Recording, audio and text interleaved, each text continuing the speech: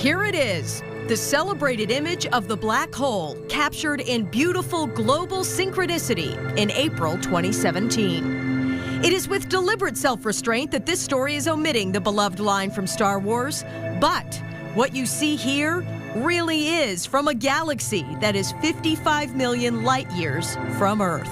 It was a very intense experience on all fronts. Dr. Colin Lonsdale is a radio astronomer. He's worked at MIT's Haystack Observatory in Massachusetts for 33 years.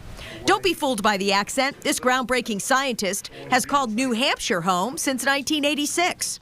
Lonsdale was raised in England, studied in Scotland before coming to Penn State in the 80s for greater opportunities in his field. Astronomy in general, I was fascinated by from a very early age. I was reading my first astronomy books at the age of 5 and got my first telescope at the age of 6 or 7. We'll get to how they did it in a moment.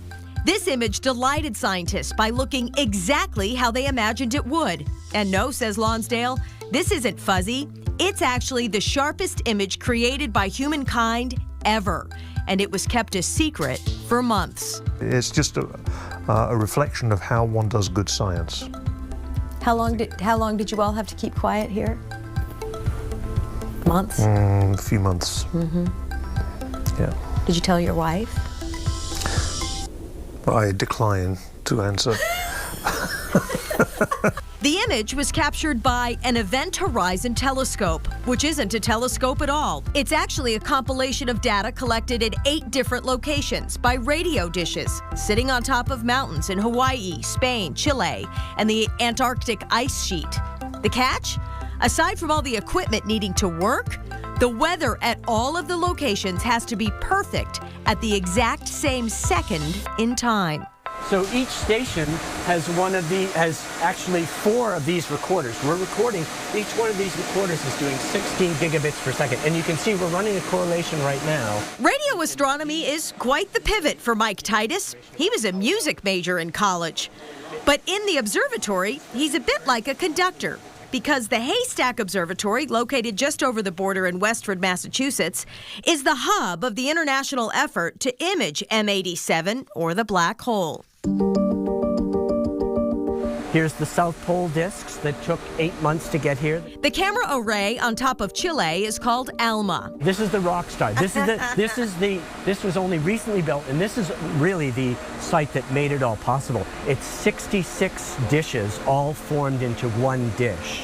So it's a very, very sensitive instrument. Every disc is physically shipped back here to be sifted by this massive, loud correlator. The 2017 data was 3.6 petabytes of data.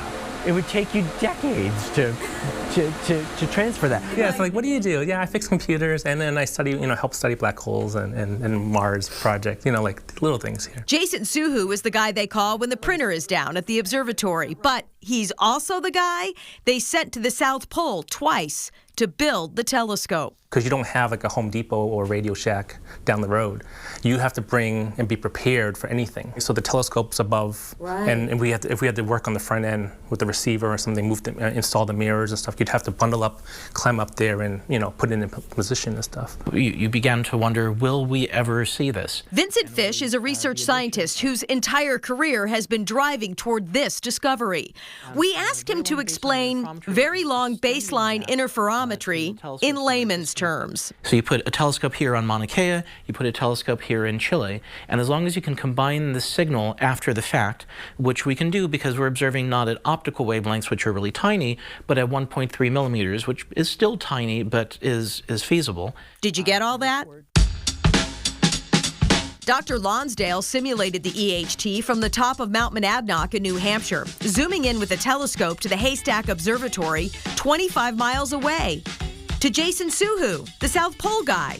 The telescope, so powerful, it is able to magnify individual eyebrow hair follicles from the top of the mountain. That moment was quite exciting.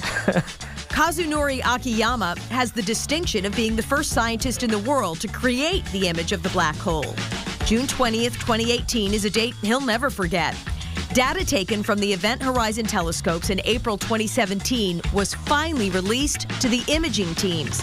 They had spent nearly 8 years just developing imaging techniques. We spent a lot of time so that we can just push the button to start imaging. Kazunori remembers it was 5 or 6 in the evening. Everyone was gone for the day, but Kazu couldn't wait one more minute. Immediately after data are released to us, I just pushed the button to learn imaging script to get images from data.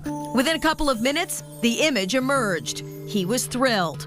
Then a whole different wave of emotion took over. After that, I actually started to feel kind of anxiety that maybe I'm the only person to see a link, and maybe other people reconstructed the different images. Kazu's fears were allayed 3 days later when the 3 other independent imaging teams around the globe generated the same image. But still, they had to keep mum.